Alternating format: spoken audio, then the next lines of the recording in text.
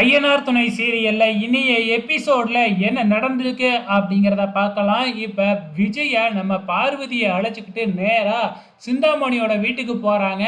போன உடனே சிந்தாமணி எதுவுமே நடக்காத மாதிரி 2 பேரையும் கூப்பிட்டு டீ சாப்பிட்றீங்களா காப்பி சாப்பிட்றீங்களான்னு கேட்டுக்கிட்டு இருக்கிறாங்க.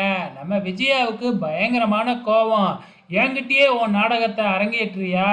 நீ எல்லா வேலையும் பார்த்துவிட்டு அந்த ஃபைனான்சியரை வச்சு தூண்டி விட்டு எல்லா வேலையும் பார்த்துவிட்டு எதுவுமே தெரியாத மாதிரி நடிச்சுக்கிட்டு இருக்கல.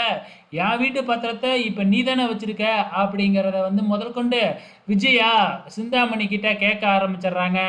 ஓ, இப்போ இவளுக்கும் எல்லா உண்மையும் தெரிஞ்சு போச்சா அப்படின்னு உடனே சிந்தாமணி பேச்சையே மாற்றிடுறாங்க. அதுக்கப்புறம் என்ன, 2 பேருக்கும் பயங்கரமான வாக்குவாதம்.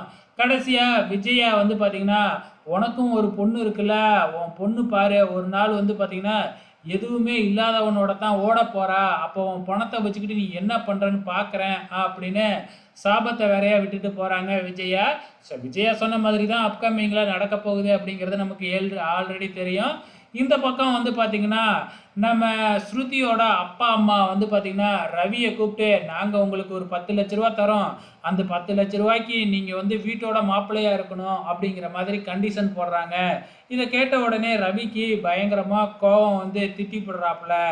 இந்த பக்கம் நம்ம முத்துவும் மீனாவும் இங்கிலீஷ் கிளாஸ் கிளம்பிக்கிட்டு இருக்கிறாங்க.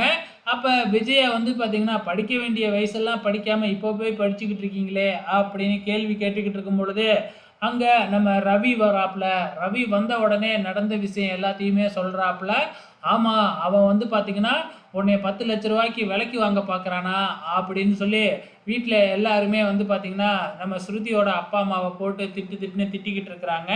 ஸோ இதுக்கு இன்னைக்கு எபிசோடு பெருசாக எதுவும் போகலைங்க. ஸோ ரொம்ப மொக்கையாக தான் போணுச்சு. அப்கமிங்கில் ஏதாச்சும் சுவாரஸ்யமாக நடக்குதா அப்படிங்கிறத பொறுத்திருந்து பார்க்கலாம்.